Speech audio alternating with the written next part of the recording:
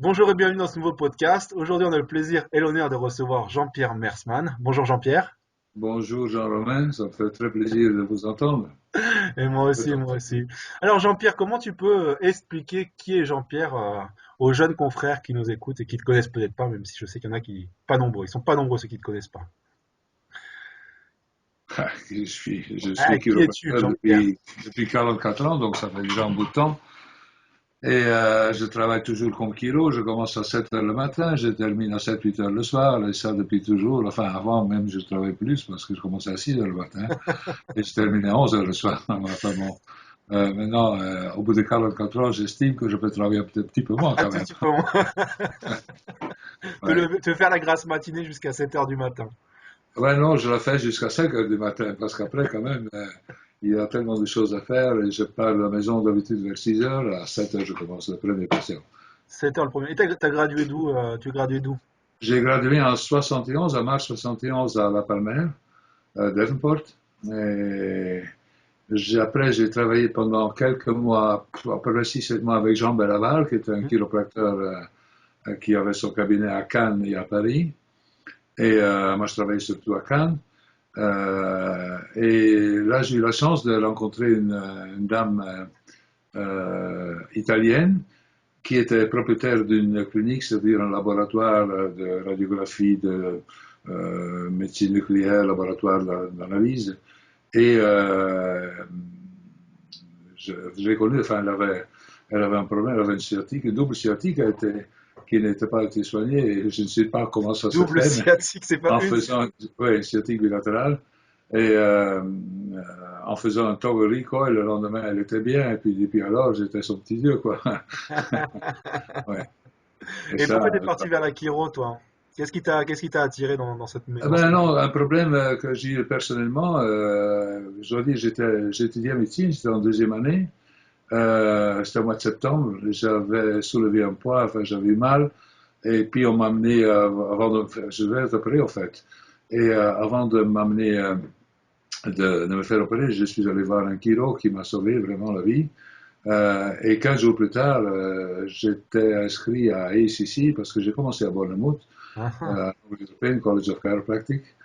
Et je veux dire, ça a été une sacrée expérience parce que quand je suis arrivé à Bournemouth, c'était tout au début que le collège était ouvert. Je crois que c'était la troisième année.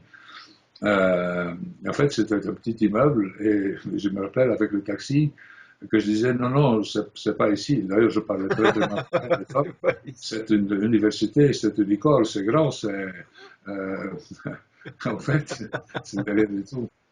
Je suis resté là une année et puis j'ai fait encore 3 mois la deuxième année et puis après je suis parti à la Palmer.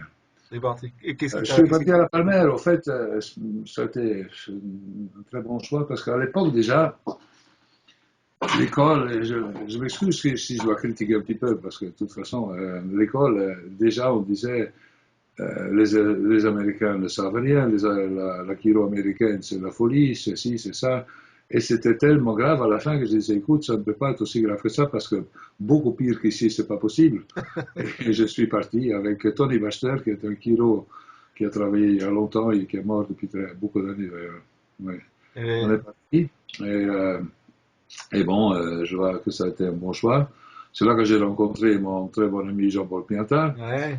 Je me rappelle la soirée qu'on était là d'ailleurs. Que vous racontiez, je crois, à une conférence que vous faisiez du porte-à-porte pour vous payer les études, vous vendiez Oui, des bien sûr, on faisait de porte à porte avec essayer de vendre des encyclopédies parce qu'on n'avait pas un rond, bien sûr. Et lui d'ailleurs était épousé, il avait une petite fille en plus. Et après, j'ai vendu des machines à coudre de porte à porte. Enfin, j'ai tout fait pour gratter les sous nécessaires pour pouvoir payer les études, quoi. C'était très, très dur, je dois dire. Mais en rétrospective, je dois dire que ça m'a plu beaucoup. Vraiment, c'était une sacrée expérience. T'as beaucoup appris. Et en fait, oui, on a travaillé ensemble pratiquement tout le temps. Et puis après aussi. Alors, je discutais avec Alain Benamou qui me disait qu'au Sherman, les trois premiers ajustements en clinique, c'était juste toggle. Est-ce que c'était pareil à la Palmer? Est-ce qu'il y avait, par Non, exemple, non, non, c'était pas pareil. Au début, c'est-à-dire, quand on est arrivé, il y avait encore un cours, il me semble que c'était 4 ou 5, je ne me rappelle plus exactement, de cours de Tower Recoil. Donc l'analyse de la radio, le toggle même, beaucoup d'exercices physiques donc pour faire vraiment l'ajustement, quoi. Ouais, ouais. Travailler Euh, les pecs. et puis on avait un cours de Diversified, et puis il me semble deux cours de Gonstead, si je me rappelle bien. Et bon, après, les autres cours, les SOT, tout ça, c'était défendu à l'époque. Et d'ailleurs, je suis allé dès le début chez le docteur Desjarnais. J'ai eu vraiment la chance de le connaître très, très bien personnellement. Mais c'était pas Sherman, hein, c'était à la Palmer que j'étais. Non, parce que vous avez dit Sherman Oui, avant. parce que l'intervenant qui était avant toi, justement, lui, il était allé au Sherman. Donc, je voulais savoir si ça se passait pareil, justement, à l'époque, dans tous les collèges chiropractiques. Non, non, mais Sherman, ça s'est ouvert, il me semble, en 74, quelque chose Après, comme hein. ça. Ouais, donc c'était après, oui. Toi, t'es encore plus ancien que ça. Ouais, ouais, plus vieux que Sherman. Oui. D'ailleurs, j'ai très bien connu Ralph Sherman, qui était le directeur de clinique à la Palmer dans les années 40, quoi. Oui. Ouais. Et qu'est-ce que tu as retenu de ton expérience avec De Jarnet, que ta collaboration? Qu'est-ce que tu as appris de l'homme en lui-même? Je dois dire, ça a été une sacrée bonne expérience. J'ai eu la chance de rester avec lui dans son cabinet. Je suis un des seuls chiro, je crois, qui ont passé du temps avec lui. C'était un sacré bonhomme, très intelligent, une encyclopédie d'informations sur le système nerveux. Euh, il avait très bien connu Sutherland, donc l'ostéopathe qui avait écrit le Cranial Ball en 1939, si je me rappelle bien. Euh, et je dois dire, ça m'a un peu, comment dirais-je, secrètement, ça a été un point de départ dans ma carrière, la SOT, oui, absolument. Et d'ailleurs, tout de suite après, j'ai connu très très bien le docteur Goudard, qui était non seulement mon maître et aussi, je dirais, mon ami, qui était au début, parce que je parle maintenant de 69, 70 par là, donc la kinésiologie avait commencé en 64. Euh, à l'époque, c'était un peu différent parce que je me rappelle très bien, par exemple, à un certain moment, il a commencé à parler de, je crois, en 70 ou 71. Donc, j'étais encore à l'école à l'époque. On commençait à parler des nerfs de la fatigue. Alors, il passait toute une année, donner des séminaires seulement sur les nerfs de la fatigue. Et puis après, il y avait les nerfs vasculaires. Et puis, avec l'histoire de Nixon, le président Nixon qui était allé en Chine, on a commencé à parler d'acupuncture. Pendant 2, 3 ans, on faisait que ça, quoi. Et je dois dire, maintenant, tous ces chapitres, maintenant, on l'enseigne dans les senteurs, mais on y passe une demi-heure, 1 heure sur l'argument. Et je dois dire, oui, c'est la même chose, mais c'est pas exactement la même chose, C'est hein. pas la même Donc, chose. c'est vraiment très, très agréable. Je dois dire aussi, entre Desjarnais et Goudart, et puis tout de suite après aussi, les gens comme David Walter et Paul White, qui sont venus de tout premiers en chose en France, m'enseigner, ça a été enfin, une très belle aventure, quoi, une très belle aventure, oui. T'as eu Absolument. t'as fait D'ailleurs, des j'utilise belles toujours rencontres. le système d'analyse SOT, je l'utilise toujours. Bien sûr, on a modifié les choses parce qu'au bout de 44 ans, il y a pas mal de choses qu'on a rajoutées et puis éliminées qu'on fait d'une façon plus simple. Euh, mais en fait, la base de ma pensée, c'est toujours SOT, Goodhart, Peter Kruger, etc., etc. C'est vraiment des techniques que tu recommandes à nos jeunes confrères, aux jeunes étudiants de mettre le nez dedans, d'étudier ces techniques SOT. Absolument, absolument, parce que maintenant, je regrette de voir vraiment les gens qui sortent du collège, qui vraiment, point de vue Kiro, sont.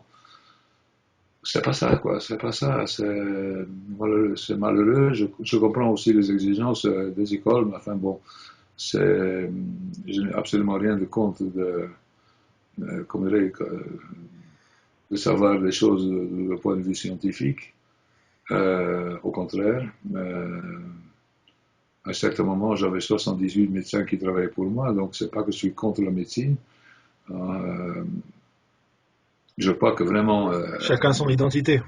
chacun sa solidarité, ça peut très très bien marcher ensemble. D'ailleurs, je crois que je suis la preuve vivante qu'on peut travailler ensemble, quoi. Et toi, justement, tiens, parlons un peu de ça, de ta collaboration avec les médecins. Est-ce que tu utilisais des mots comme subluxation, comme intelligence innée, comme justement? Absolument, Et ça a absolument. posé aucun problème Écoutez, de communication? s'il y a une chose que vraiment je ne supporte pas, c'est tout d'abord d'éliminer ces paroles parce que, soi-disant, la communauté scientifique ne les accepte pas. Tout d'abord, je ne sais pas qui ils sont, la communauté scientifique, C'est vrai. jamais vu de ma vie. J'ai soigné, je peux dire, des centaines et des centaines de médecins et de profs de fac et tout ça. Il n'y a jamais une seule fois quelqu'un qui m'a demandé, mais est-ce que vous pouvez prouver d'une façon comment dire, Scientifique. EVB. scientifique ce que vous faites? La seule chose qu'il demande, écoute, j'ai mal à l'épaule, j'ai mal à la tête, j'ai mal ici, j'ai mal par Aide-moi. là, est-ce que vous pouvez m'aider? Et je dis, écoute, oui, asseyez-vous, on va commencer tout de suite. Je crois vraiment cela, on est en train de terroriser les étudiants.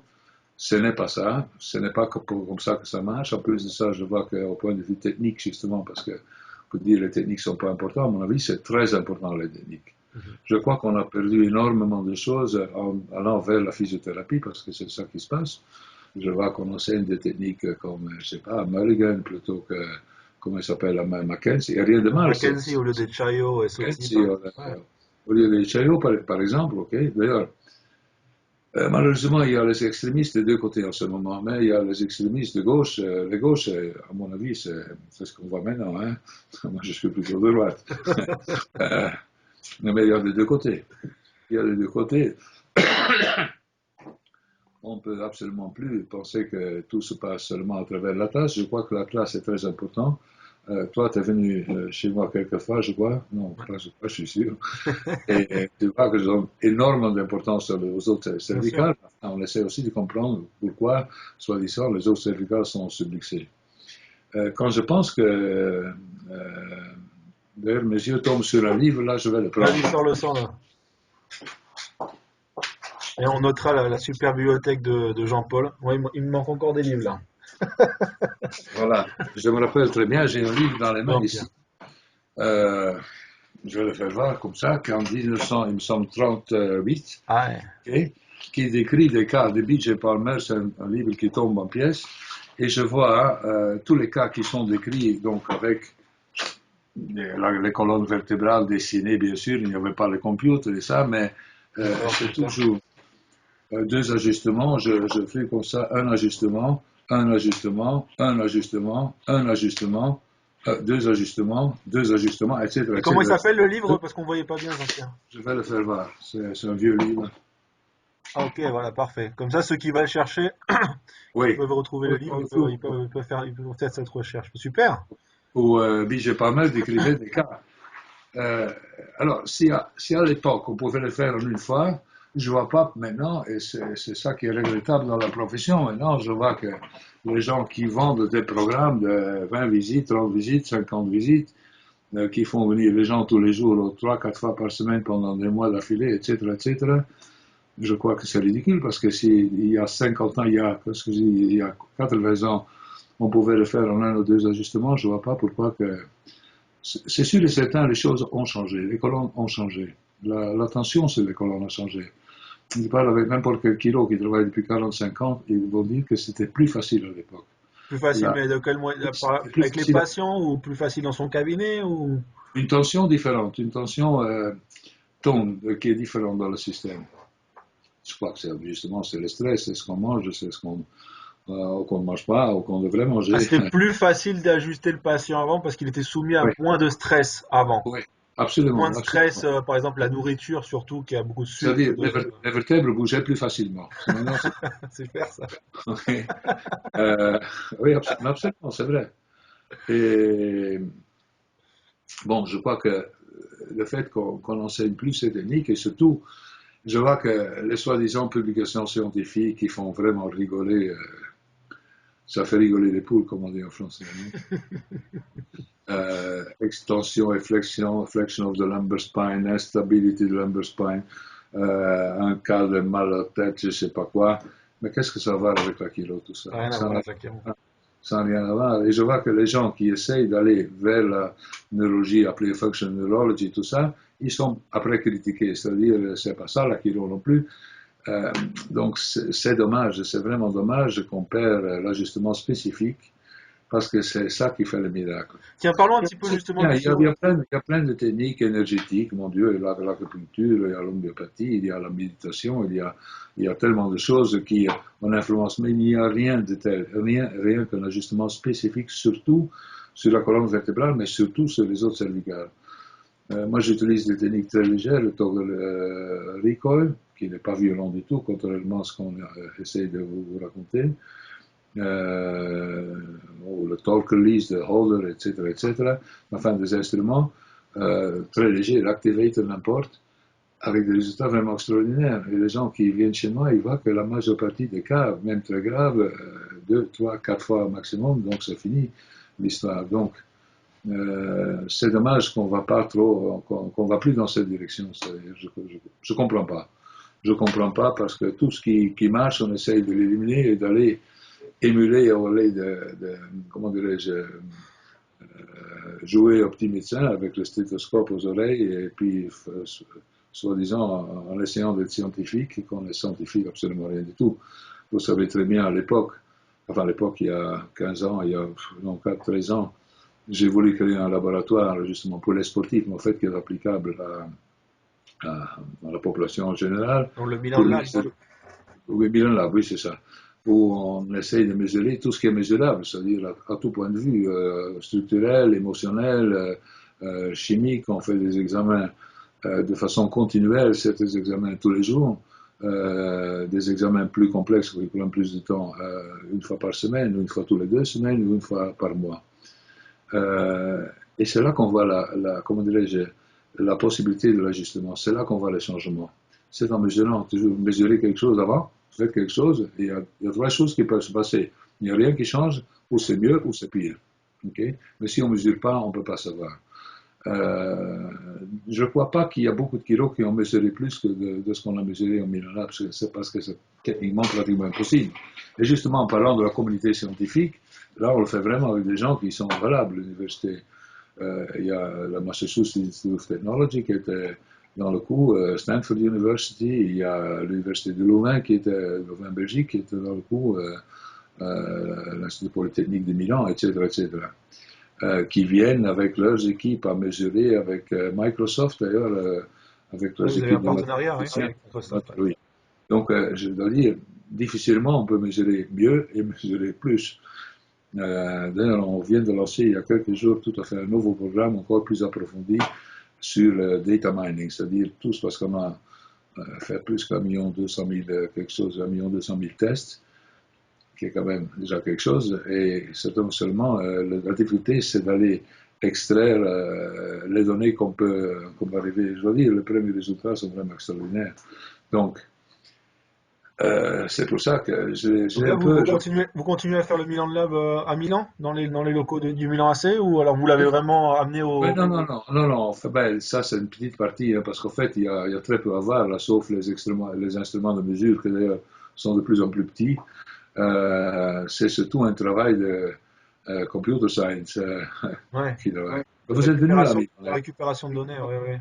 Vous êtes venu une fois Ouais, à ouais, voir, non? ouais, ouais, c'est Ouais, très ouais, intéressant. Très ouais. intéressant. Et comment justement ça t'a créé le déclic du Milan Lab? Pourquoi t'as eu envie de monter cette structure-là? Qu'est-ce qui t'a donné envie de monter cette structure-là? Ben, écoutez, moi, ça fait, comment dirais-je, j'ai commencé en 98 avec Milan, ok? Et la première année qu'on était ensemble, on a gagné le championnat. Donc, quand on gagne, soi-disant, il ne faut rien changer. Mais pendant 2 ans après, on a fait très mal.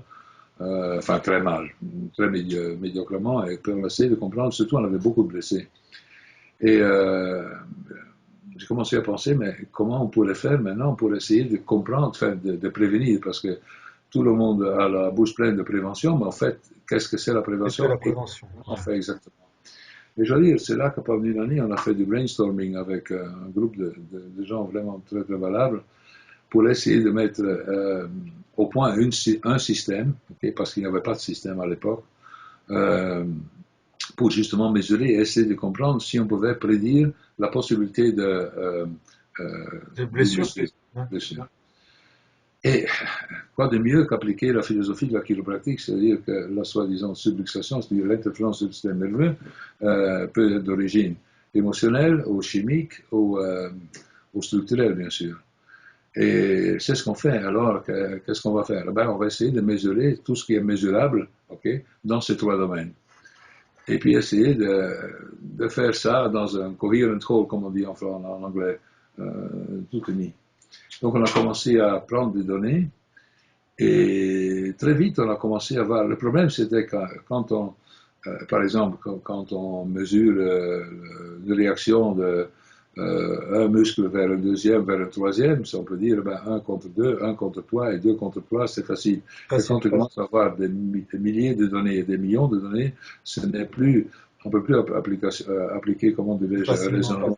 Il faut des algorithmes spéciaux. Tu as besoin d'aide, c'est là que André, je dois dire, avec l'aide de Microsoft surtout, qu'on a commencé à comprendre certaines relations qui portent vraiment à la possibilité d'avoir une blessure. Et donc justement, d'avoir la probabilité d'avoir des blessures, par exemple, vous aviez combien? 100% de probabilité, c'est beaucoup, mais 90, entre 90 et 100, comment ça marchait ça justement? Au début, vous savez, déjà avec la kinésiologie, moi j'étais assez sûr, je dis écoute, celui-là c'est mieux qu'il ne joue pas parce que il y a quelque chose qui ne va pas, il y a une faiblesse que je n'arrive pas à corriger comme il faut, etc., etc.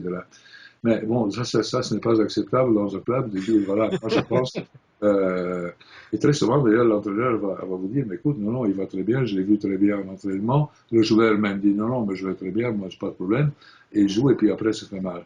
Donc, on avait besoin de preuves, si vous voulez. C'est tout ça qui nous a amené à créer tout ça. Et je dois dire, à la fin, c'était très intéressant, aussi longtemps qu'on l'a fait très, très sérieusement. On l'a fait très sérieusement pendant à peu près 7 ans. Okay? Et je dois dire, on avait une réduction absolument épouvantable de blessures. Parce et d'ailleurs, un entraîneur, Carlo Ancelotti, d'ailleurs, que vous connaissez, avec une réduction remarquable de blessures. On avait encore, mais beaucoup, beaucoup moins. Beaucoup moins. Beaucoup, beaucoup moins. Mais non, mais dans l'ordre de 90%. Ah, c'est énorme. Et pratiquement éliminer l'utilisation de médicaments totalement, pratiquement totalement. Les anti-inflammatoires, antidouleurs, myolax, De l'instant, ouais. Donc c'est extraordinaire. Après, avec les changements d'entraîneur, il faut savoir, l'entraîneur, c'est lui qui est le petit Dieu. Il y avait un qui disait, je ne crois pas aux computers, donc seulement pour vous dire le niveau. Je ne crois pas dire le niveau. Et puis, c'est là que ça a commencé à glisser un petit peu, beaucoup d'ailleurs, parce que tout de suite, on avait une curve qui montait, vraiment avec des résultats extraordinaires d'ailleurs. Réduction de... Avec l'équipe plus vieille du monde et des joueurs qui avaient 32-33 ans à l'époque, on les tirait jusqu'à 40 ans, 39 ans, 41 ans, incroyable. En gagnant tout ce qu'il y avait à gagner en plus. Après, ça a changé, ça a commencé à décliner. Et maintenant, depuis 4 mois, on a recommencé un programme très intensif, parce qu'entre-temps, la technologie a énormément changé aussi. Depuis 2002 qu'on avait commencé, on est en 2015, donc c'est très, très différent. 13 ans, on compte. Et je dois dire maintenant, c'est depuis une semaine qu'on a fait un autre accord avec Microsoft. Pour approfondir, donc tout ça, ça prend du temps, bien sûr, donc de remesurer certaines choses d'une façon différente. Okay? Donc on peut espérer revoir le Milan au sommet européen du football. Oui, mais pas tout de suite. Pas tout de suite. Ah non, parce que l'équipe a complètement changé, c'est pas la même chose. Il y a beaucoup de choses qui ont changé, oui. D'accord. Alors revenons un petit peu. Je crois dans un an ou deux qu'il y a de fortes chances qu'on ait de nouveau. Alors, oui. D'accord. Donc si vous jouez, si vous faites des paris, vous savez que dans 2-3 ans, vous pourrez commencer à miser une petite pièce sur le Milan. Ouais, dans 2-3 ans, je vais avoir mon âge aussi, peut-être que ça. Ouais. Alors, parlons un petit peu justement du vocabulaire Kiro qui te tient tant à cœur, du mot ajustement, du mot subluxation, du mot intelligence innée. Alors surtout l'intelligence innée, c'est vraiment un mot qu'à l'école on n'emploie pas, c'est presque un mot tabou. Comment toi tu définis l'intelligence innée? C'est très simple, c'est cette intelligence justement qui fait que notre corps fonctionne, quoi. C'est l'intelligence de l'université, de l'univers, je disais l'université, de l'univers, pas de l'université. Est-ce que toi C'est tu l'expliques à tes l'intelligence qui patients? fait. Hein? Est-ce que tu expliques ces concepts-là à tes patients? Est-ce que tu Pas leur... beaucoup, pas beaucoup, non, pas beaucoup. Écoutez, moi, je fais beaucoup touch and test. C'est-à-dire, par exemple, je vais tester un muscle et faire voir que ça renforce. Je dis, écoutez, vous avez le ressource intérieure je ne sais pas s'il y a un épaule qui est débloqué. On Ouais. fait quelques points, vous savez que ça va tout de suite mieux. Tu leur fais un Euh, testing musculaire et tu leur montres avant-après.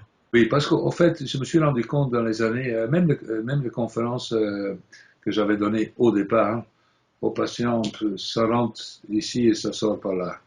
Euh, Surtout quand ils ont mal, ils sont pas tellement susceptibles pour le discours philosophique parce que tu vas les expliquer l'intelligence innée et puis oui, mais j'ai mal ici et ils vont toucher leur jambe plutôt que l'épaule, plutôt que la tête.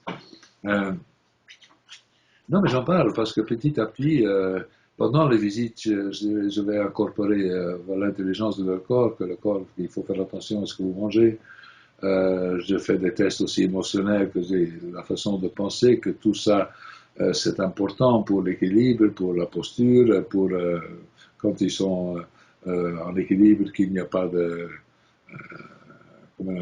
c'est difficile d'avoir des problèmes, etc., etc.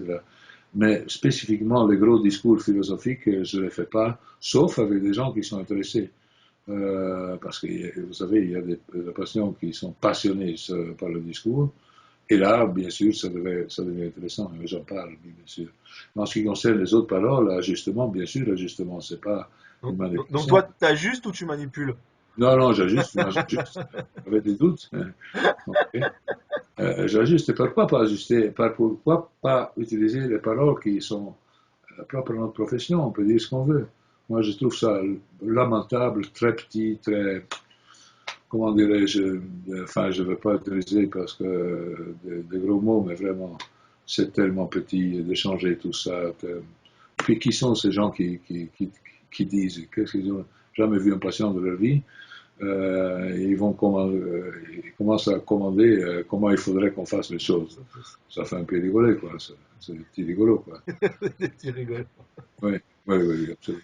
Absolument. Et justement, quoi, quand tu as commencé en Italie dans ton propre cabinet, comment tu communiquais avec tes patients? Tu nous disais que tu faisais des petites conférences ou tu Oui, laissais oui, venir? je l'ai Comment fait tu... pendant très peu de temps. Tout d'abord, parce que c'est un problème de communication, c'est-à-dire que je ne parlais pas l'italien à l'époque.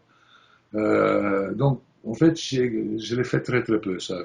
Quelquefois, non, j'ai tenu des conférences, mais devant des grands groupes, si vous voulez, Hmm, 2, 3, 400 patients, oui, ça oui. Mais quelquefois seulement. quelquefois. Parce que j'ai vu que, tout d'abord, j'aime pas, je suis très timide devant un groupe, et que j'ai parlé beaucoup de fois en séminaire, mais, et puis en plus de ça, j'ai tellement, comment dirais-je, comme je disais tout à l'heure, j'ai commencé à 6 heures le matin, j'ai terminé à 11 heures, donc j'avais pas tellement envie de faire des conférences à minuit, quoi. Entre midi et deux sur la pause repas. Une conférence repas. Et donc, à l'heure actuelle, tu continues à travailler de 7 heures à 10 heures tous les jours? Non, non, non, de 7 heures à 7 heures. Ah, 7 heures à 7 heures. Mais c'est Non, non, incroyable, c'est beau quand même pour nous, jeunes Kiro, de voir des vieux comme vous de plus de 40 ans d'expérience oh, oui, qui passent encore leur journée. ajusté, oui. Les moins jeunes alors, les moins jeunes qui passent encore leur Non, journée. je travaille du lundi au vendredi, sauf le mercredi après-midi que je m'occupe de l'équipe. Et puis aussi le samedi, je m'occupe de l'équipe. Ok. Et toi, à part la difficulté quand tu étais au Palmer et que vous avez dû vendre les machines à coudre, les dictionnaires pour pouvoir vous payer les études, quand toi, tu as commencé ton propre cabinet, quelles ont été pour toi les plus grosses difficultés, les challenges que t'as ressentis au début de ton cabinet? En fait, je dois dire, là, j'ai eu de la chance, j'en ai presque pas eu. Parce que la première journée que je travaillais, donc, moi, je suis arrivé ici la première fois, je me rappelle très bien, le 2 octobre de 70, de 71, pardon, pour voir les choses, comment ça se passe. Et donc, j'avais signé un contrat avec la clinique. Et puis, j'ai commencé à parler vers mi-janvier de 72. Okay, donc, ça va faire 44 ans que je suis à Milan maintenant. Donc, quelques mois, à Côme, pardon. Et je me rappelle très très bien, la première journée, j'avais 6 patients, 6 nouveaux, parce que c'est Innovation. les autres médecins qui m'avaient mis des patients. Et ça a été ma pire journée de ma vie. Donc, j'en ai jamais eu moins, donc je ne peux pas me La journée plaindre. où tu as vu le moins de patients Le de, moins de de ta patients, vie. c'était le premier jour. À partir de là, j'en ai jamais vu moins que ça. Oui, oui. D'accord. Eh ben écoute, Jean-Pierre, qu'est-ce que tu vois, comment tu vois toi le futur de notre profession pour terminer cette interview? Quelle est ta vision du futur de notre profession? Comment tu vois les choses évoluer? Écoutez, je le vois très mal. Non, comme profession, comme chiropractique, je, le- je suis sûr et certain que ça va évoluer d'une façon très, très, très positive. Très positive. J'ai peur pour le chiropracteur. J'ai peur pour le chiropracteur parce qu'on est en train de se couper les doigts tout seul.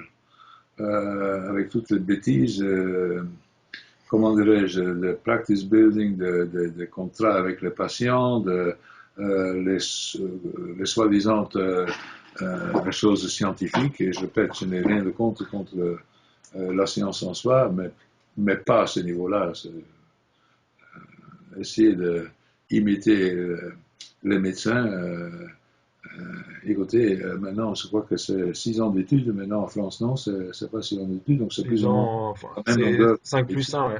Mais oh, tu veux faire médecin, tu fais médecin, tu fais médecine, quoi. C'est aussi simple que ça. À Zurich, c'est pareil maintenant. Il me semble que c'est aussi 6 ans, pareil que médecine. Et pareil aussi la chose au Danemark, il me semble. Hein. Rien de compte, il y a besoin de médecins, il y a besoin de médecine. Si vous voulez faire de la chiro, il faut faire de la chiro et pas de la médecine. C'est pas la même chose. C'est pas la même chose. Et si on tombe, et je vois ça très, très souvent, de temps en temps, je regarde Facebook, euh, quand on me parle de symptômes, de trucs, machin, je dis, mais vraiment, vous êtes mal gérés, les gars, c'est pas comme ça que ça se passe, ok? Quel conseil tu D'ailleurs, donnerais justement, quel conseil tu donnerais justement à nos jeunes confrères pour avoir une orientation plus chiropratique de leur manière de pratiquer? Quel conseil tu leur donnes? mais absolument, d'aller voir les vieux Kiro, enfin, pas moi, moi je suis pas vieux, les autres, Les autres. et de, et de voir Ceux qui ont plus de les vieilles 45 ans techniques, essayer de d'expérience. l'appliquer, et puis surtout d'étudier, de faire des séminaires de SOT, de Upper Cervical surtout, ok, de raisonner, de lire les Green Books, de lire, d'entrer dans, parce que la philosophie chiropratique, c'est vraiment, ça peut s'expliquer en 2 minutes, comme tu peux élargir toute une vie là-dessus. Ok, maintenant, tout ce qui est les théories de Bruce Lipton, de Deepak Chopra, des choses, tout peut s'intégrer très très bien. Le torsion field, enfin, il y a tellement de choses. Mais continuer à étudier surtout. De continuer à étudier. Euh, moi, j'ai une librairie ici, je ne sais pas si on va. Une petite librairie, oui. C'est tous des livres de tous les côtés. Et je dois dire que la majeure partie est aussi derrière, mais je ne peux pas tourner mon computer. Et puis aussi derrière encore. Donc, je veux dire, on étudie tout le temps, tous les jours, tous les jours, tous les jours, j'étudie encore 1 heure, au minimum 1 heure, même plus. Même si je travaillais comme un fou. Pas nécessairement de technique, mais tout ce qui est la vie, tout ce qui est intéressant, euh, il faut lire, se cultiver à tout point de vue, quoi. On aime la vie, c'est pas seulement la chiro, mais la chiro c'est très très vaste dans son complexe. Donc, euh, il faut travailler dessus. Et surtout, pas se laisser, comment dirais-je, influencer trop de ce qu'on raconte maintenant dans les collèges. Parce que ce n'est pas ça, je regrette de dire. Je vais être critiqué pour ce que je suis en train de raconter, mais je vois, c'est malheureux de dire, la majeure partie ne savent même pas où se trouve la classe. On sait où elle est en théorie, mais c'est des petites choses. C'est déjà ça, on ne sait pas faire, et pour laquelle moi je le vois tout le temps parce qu'il n'y a pratiquement pas une journée qui se passe qu'il n'y ait pas des jeunes qui sont chez moi.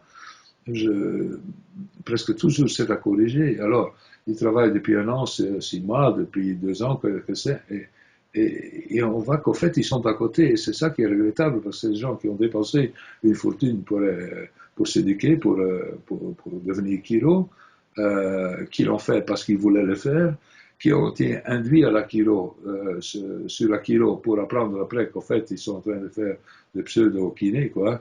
Euh, et ça, c'est très, très regrettable. Et je crois que les gens qui dirigent les écoles et nos sociétés vraiment sont très très coupables là-dessus. Et j'accuse vraiment ce genre de choses. Ce n'est pas possible.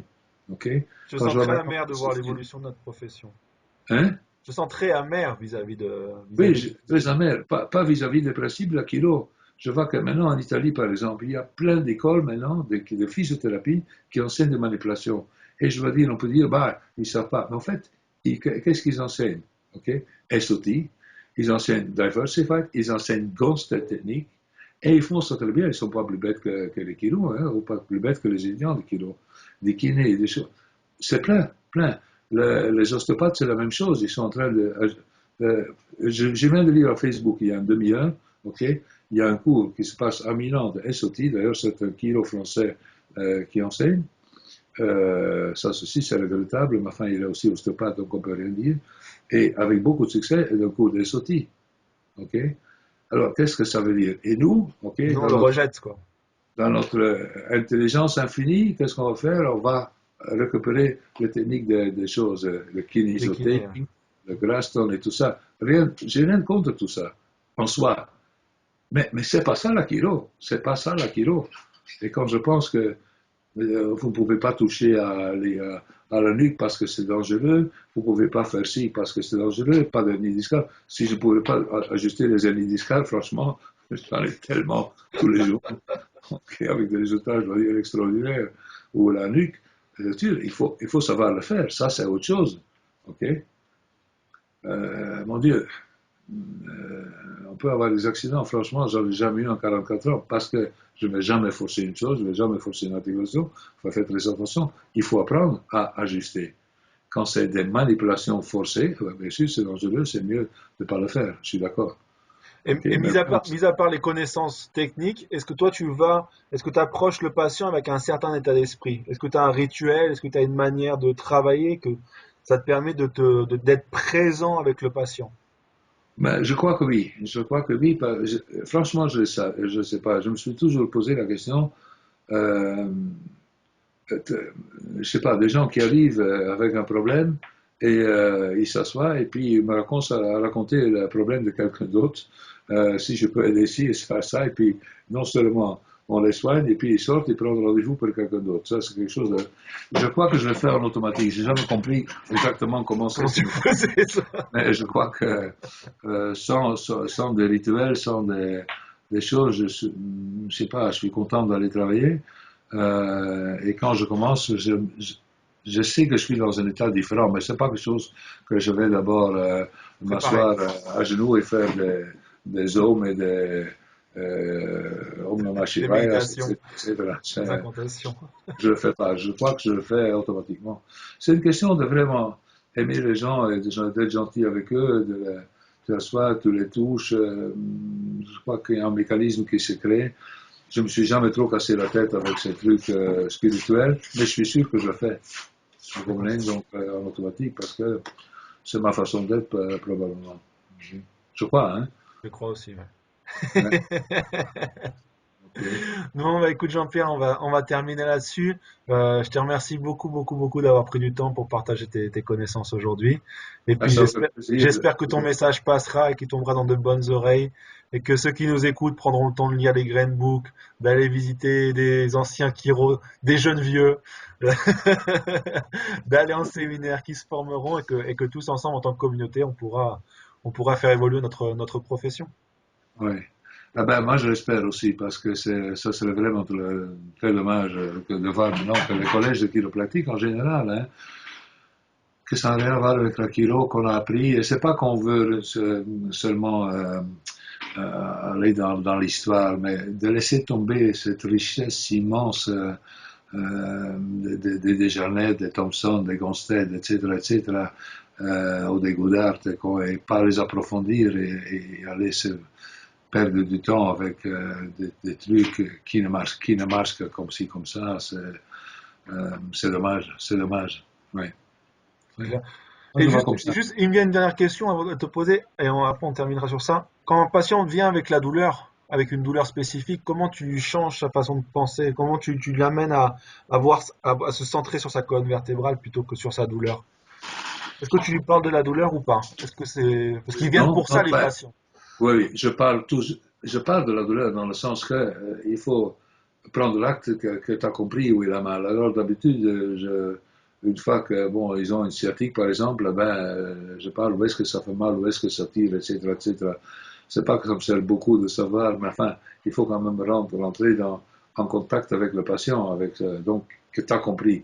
Et après, je rallonge, enfin, je regarde d'abord, moi, je fais une série d'examens que vous savez, mais je rallonge et puis je commence à toucher les points.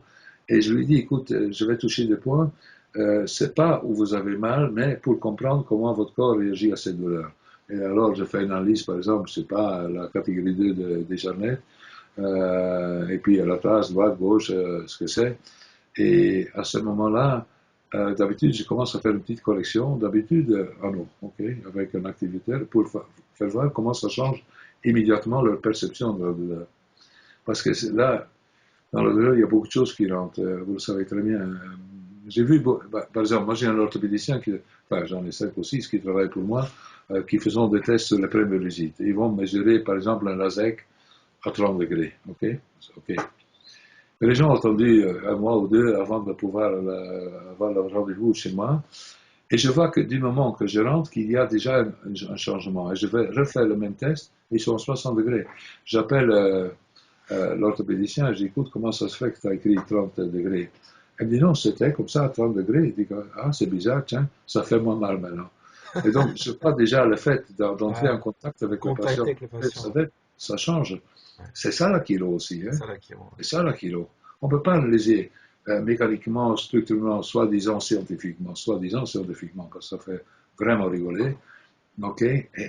Et arriver à des conclusions, et dire, ah, je ne peux pas toucher, c'est pas scientifique, il faut envoyer chez le chirurgien, chez ci, chez ça. Ça, c'est la colonie, mais vraiment, je n'accepte pas du tout, pas du tout. Et il n'y a personne qui me doit dire le contraire, parce que moi, je ne fais que ça depuis 44 ans. La Alors preuve vivante. vous êtes vraiment des rigolos, les gars, vraiment des rigolos. Okay? Et ne commence pas à dire, mais moi j'utilise l'échographie, les choses. Mais c'est très bien, utilisez-les, mais utilisez pour ce que ça vaut, quoi. Ok? Eh ben, Rien de contraire. Moi, j'ai rien de contraire contre. Je suis contre rien. Ok? Mais il faut mais que ça chacun marche. sa Mais ne place, dites quoi. surtout pas qu'à la base vous êtes kilo, donc faites de la kilo, vieux. Oh, ben Dieu. Ok. Ça servira. Ça servira. Ok. Jean-Pierre, merci. Merci beaucoup pour ce moment Ok. partagé avec nous. Au plaisir. On Ok. souhaite plein de belles choses avec Milan en espérant que vous revoir au sommet du foot européen. Cette année, il n'y a pas beaucoup d'espoir. Mais enfin bon, on va Dans les attendre. 2-3 ans. Un tout petit peu en dessous de Monaco pour que, comme fan, comme je suis supporter de Monaco, juste un tout petit peu en dessous de Monaco. Ok, très bien. Ok. Mais voilà, merci beaucoup Jean-Pierre. Prends Merci soin de toi. beaucoup, Jean-Laurent. À Au revoir. bientôt.